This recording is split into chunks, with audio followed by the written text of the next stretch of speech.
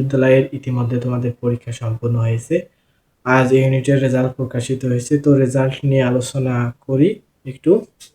এবছর গুচ্ছভুক্ত বৃষ্টি বিশ্ববিদ্যালয়ের পরীক্ষার্থী আবেদন করেছিল 1,63,000 এবং উপস্থিত ছিল 1,25,000।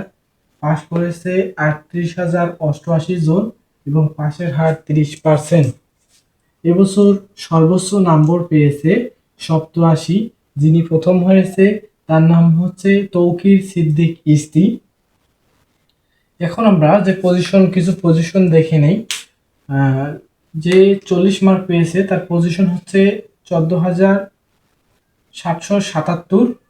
সে উত্তর করেছে ম্যাথ বায়োলজি উত্তর করার কারণে সে গুচ্ছভুক্ত যে বৃষ্টি বিশ্ববিদ্যালয় আছে সেখানে তার অগ্রাধিকারটা বেশি থাকবে এবং সে সায়েন্সের সাবজেক্ট যেগুলো আছে সেগুলো পাওয়ার ক্ষেত্রে একটু বেশি সুবিধা পাবে।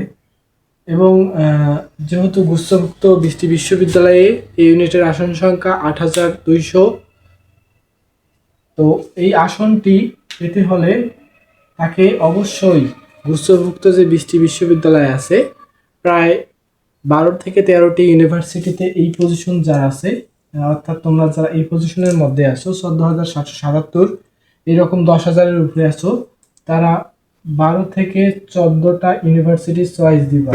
12 থেকে 14টা ইউনিভার্সিটির চয়েস দিলে তাহলে তুমি একটি আসন পাবা এবং পারলে বিভাগ পরিবর্তনের যে সাবজেক্টগুলো আছে অর্থাৎ মানবিকের যে সাবজেক্টগুলো আছে সেগুলো চয়েস দিবা। প্রতি ইউনিভার্সিটি কিন্তু 500 টাকা করে নেবে, সেখানে সব সাবজেক্টে তুমি চয়েস দিতে পারবা। চয়েস দিতে টাকা তো একবারই নেবে, এজন্য এই সুবিধাটা সবাই নেবা। দ্বিতীয় জন নাম্বার পাইছে 41.75, তার পজিশন 12,087।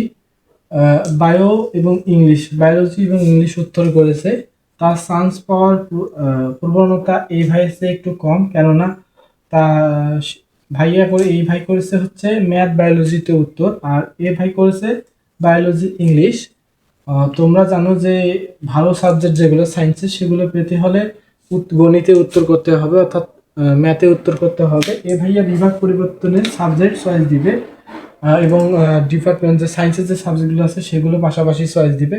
তো চয়েস দেওয়ার পর এ ভাইয়া যারা ম্যাথ বায়োলজি প্লাস ইংরেজি দেখাইছো তারা কি করবা, 12 থেকে 16টা ইউনিভার্সিটি চয়েস দিবা। 12 থেকে 16টা ইউনিভার্সিটি চয়েস দিবা, তাহলে যে কোনো গুচ্ছভুক্ত যে বৃষ্টি বিশ্ববিদ্যালয় আছে তোমরা সেখানে চান্স পাওয়ার সুযোগটা বেশি থাকবে।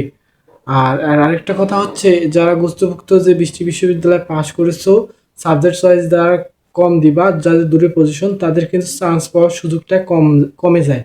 এজন্য পারলে বেশি করে সাবজেক্ট চয়েস দিবা, বেশি করে ইউনিভার্সিটি চয়েস দিবা, তাহলে চান্স পাওয়াটা ইজি হবে এবং বিভাগ পরিবর্তনের সাবজেক্টগুলো চয়েস দিবা। তো ভিডিওটি ভালো লাগলে লাইক করবেন এবং আপনি কত মার্ক পেয়েছেন কমেন্টে জানান। আর যে কোনো তথ্য পেতে আমাদের চ্যানেলটি সাবস্ক্রাইব করুন এবং আপনার মতামত জানান। যে কোনো কিছু জানতে চাইলে কমেন্টে জানান। সকলকে ধন্যবাদ।